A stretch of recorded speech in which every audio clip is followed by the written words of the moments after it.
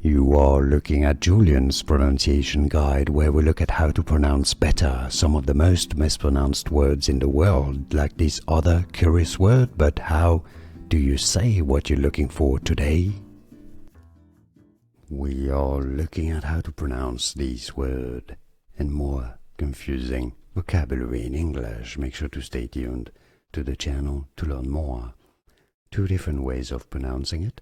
As a verb, this is said as resumes, resumes. As a name, as a noun, I should say a noun, it's said as resumes, resumes or resumes. More videos for you here to learn more correct pronunciations. Thanks for watching. Here are more videos on how to pronounce more confusing words and names too many mispronounced. Like this video if you found it useful. I appreciate your support. I'll see you soon and thanks for watching.